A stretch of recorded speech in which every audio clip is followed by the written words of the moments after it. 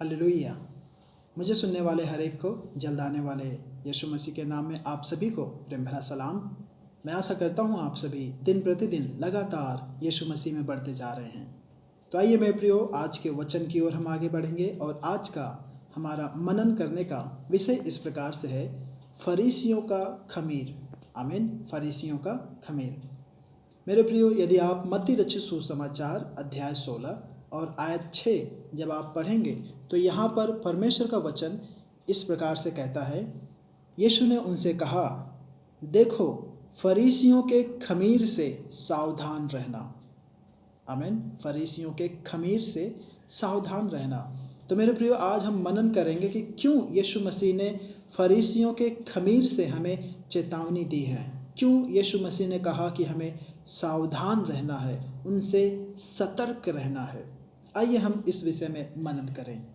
मेरे प्रियो, फरीसी या फिर जो फरीसी लोग हैं, उनकी जो धार्मिकता है वह अक्सर पाखंड भरी होती थी और उनके प्रयासों में अक्सर दूसरों को उनके सिद्धांतों पर खरा उतरने के लिए मजबूर किया जाता था, जो उन्होंने अभी तक खुद उन सभी आज्ञाओं को पालन नहीं किया या फिर उसके अनुसार उन्होंने जीवन नहीं जिए थे। और इतना भी नहीं, फरीसियों को विश्वास था कि मुक्ति या उद्धार जो है वह व्यवस्था को पूरी तरह से पालन करने के द्वारा उन्हें मिलेगा। आमीन। और वे इस बात को कभी भी नहीं मानते थे कि अगर उन्होंने अपने पापों से मन फिराया या फिर उनके पापों की क्षमा मिली तो उन्हें उद्धार या फिर मुक्ति मिल जाएगा। वे इस बात को कभी भी कबूल नहीं करते थे। आगे फरीसी, वे अपनी कानूनी व्यवस्थाओं का इतना विस्तार से पालन किया करते थे या फिर पालन करने के लिए इतना जुनूनी हो गए थे कि उन्होंने परमेश्वर के दया और अनुग्रह के संदेश को उन्होंने पूरी तरह से नज़रअंदाज कर दिया, अनदेखा कर दिया। आमीन। और इतना भी नहीं मेरे प्रियो, फरीसी परमेश्वर की आज्ञा मानने से भी अधिक अच्छा दिखने के लिए वे अधिक चिंतित रहा करते थे। आमीन।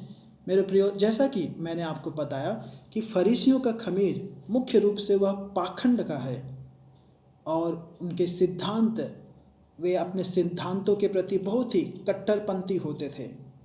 फरीसी परमेश्वर की सभी आज्ञाओं का पालन करने के लिए प्रतिबद्ध होते थे। और इतना भी नहीं मेरे प्रियो, वे जो फरीसी हैं वे फरीसी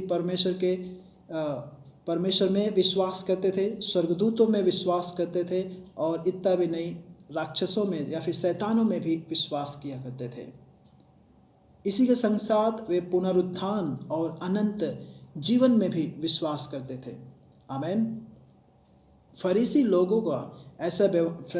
लोग ऐसा व्यवहार किया करते थे मानो उनके अपने धार्मिक नियम उतने ही महत्वपूर्ण थे जितने कि जीवन जीने के लिए परमेश्वर के नियम। आमीन। और उन्होंने अपने इच्छा के अनुसार, उनके सुविधा के अनुसार उन्होंने कई सारे नियम बना के रखे थे। मेरे प्रियो, हम आगे बढ़ते हैं और यदि आप और भी इनके विषय में मनन करेंगे तो आप पाएंगे कि वे जो फरीसी हैं वे अपने बाहर के जीवन में बहुत ही धर्मी होते थे। आमीन। बाहर के जीवन में बहुत ही धर्मी होते थे। इन दोनों क्षेत्रों में यीशु ने उन्हें एक बहुत ही पुख्ता सबूत दिया या फिर प्रमाण पत्र दिया। आइए हम देखेंगे कि यीशु मसीह ने किस प्रकार से उनका भांडाफोड़ किया। तो यहाँ पर हम देखते हैं मत्ती रचित सुसमाचार अध्याय 23 आयत 3 और 25। जब इन आयतों को आप पढ़ेंगे तो यहाँ पर यीशु मसीह ने उनके हर एक बातों के प्रति सबूत दिया। आइए हम देखेंगे। यदि आप वचन पढ़ते हैं तो आप पाएंगे फरीसियों ने दशमांश दिया। आमीन। फरीसियों ने दशमांश दिया। उन्होंने प्रार्थना की और नियमित रूप से उपवास भी किया और कानून की बाहरी आज्ञाओं का भी पालन किया और यहाँ तक कि बाकी सब अन्य सेवा कार्यों में भी वे सभी लोग लगे रहते थे। आज भी कई सारे मसीह भाई बहन ऐसे हैं जो कलीसिया में सब काम करते हैं, लेकिन वे अभी भी उन फरीसियों की तरह ही हैं। आमीन। और इतना भी नहीं, कई मसीहियों के पास इन तीनों प्रकार के, जैसा कि आप यदि मेरा पिछला वीडियो देखे होंगे, उन्हीं तीनों प्रकार के फरीसियों का मिश्रण आप पा सकते हैं, या फिर खमीर का मिश्रण आप देख सकते हैं। उदाहरण के तौर पर हेरोदेस का खमीर, सदूकियों का खमीर और फरीसियों का खमीर, इन तीनों प्रकार का मिश्रण आप कई सारे मसीहियों में भी देख सकते हैं। आमीन।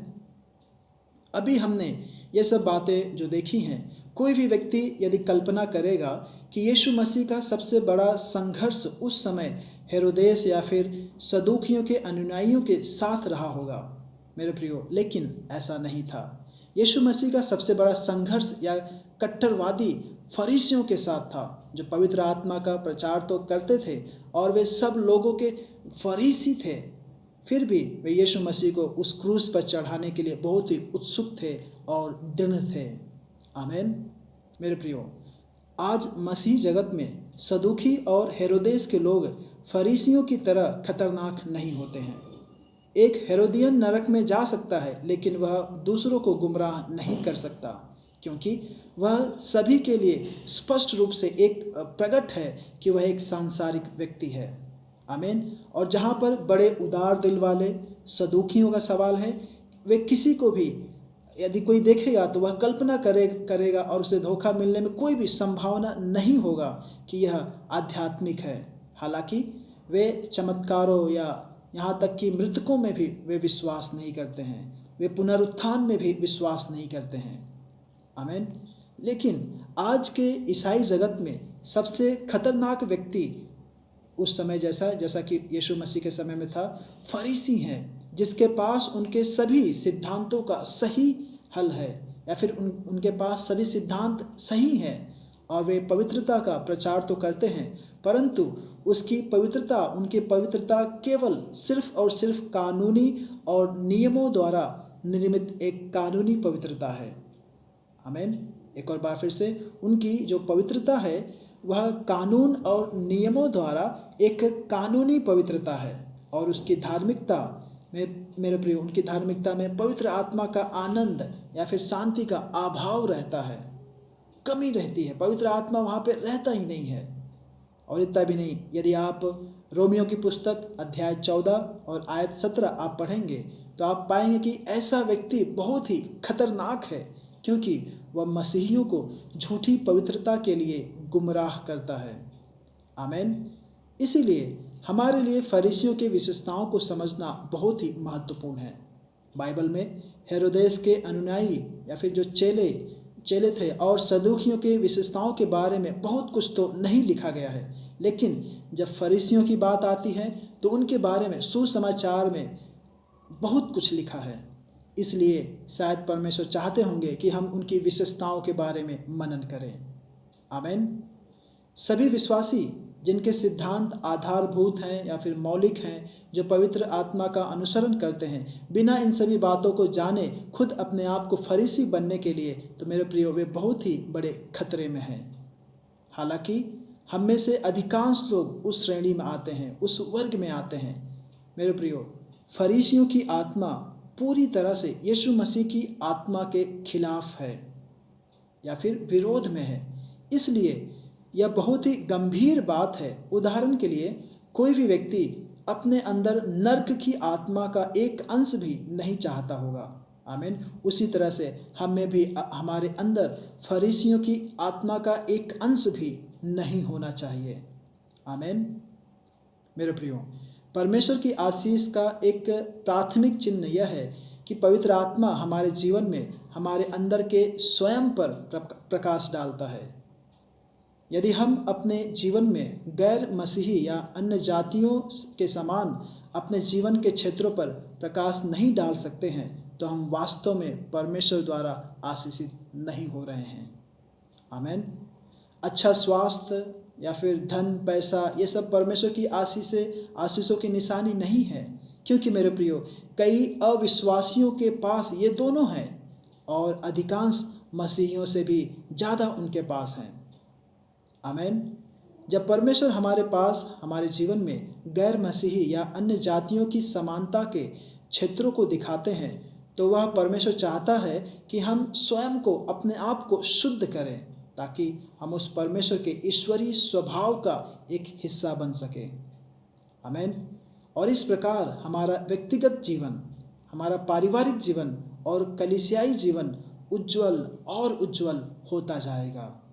और तभी हम एक जाल से या फिर फंदे से मुक्त हो सकते हैं, और तभी हम आकाश के उकाबों की तरह और भी ऊंचाइयों में उड़ सकते हैं। आमीन। मेरे प्रियो, यह केवल तभी होगा जब हम अपने भीतर फरीसीवाद या फिर फरीसियों के हर एक स्वभाव को अपने अंदर देखते हैं और उन सभी बातों के ऊपर अपने आप को हम शुद्ध करते हैं, या फिर हम अपने आप को पाक साफ करते हैं। आमीन। अगर हम ऐसा करते हैं तो हम परमेश्वर के कार्यों को अपने जीवन में होते हुए देख पाएंगे, और परमेश्वर हमें उसके कार्यों के लिए इस्तेमाल करेंगे। आमीन। तो होने पाए मेरे प्रियो, हम सभी जन अपने अंदर के फरीसियों के स्वभाव को, बर्ताव को हम निकाल फेंकें, ताकि परमेश्वर हमें और भी बढ़ चढ़कर इस्तेमाल करें। मेरे प्रियो, परमेश्वर आप सभी को इन वचनों के द्वारा आशीष करे, अनुग्रहित करे। जय मसीह की। आइए हम एक छोटी सी प्रार्थना करें। प्रभु जी, धन्यवाद परमेश्वर, सुने हुए वचनों के अनुसार प्यारे राजा, जो फरीसियों के विषय में तूने सीखने के लिए हमें मदद किया, धन्यवाद कहते हैं।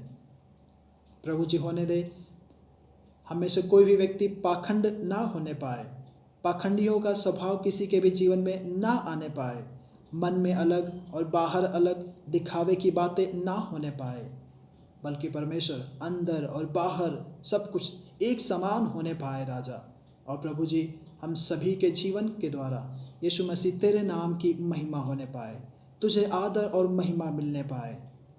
प्यारे प्रभु, तेरे मार्गों में तू हमें चला परमेश्वर, और तुझ में आगे बढ़ने से रोकने वाली हर एक रुकावटों को परमेश्वर, हर एक बाधाओं को यीशु राजा तेरे नाम से हम नष्ट करते हैं। प्रभु जी, सारा नियंत्रण तेरे पवित्र और सामर्थ्य और बलवंत हाथों में सौंपते हुए ये प्रार्थना यीशु के नाम से मांगता हूँ। आमीन, आमीन। प्रभु आप सभी को आशीष करे, अनुग्रहित करे। जय मसीह की।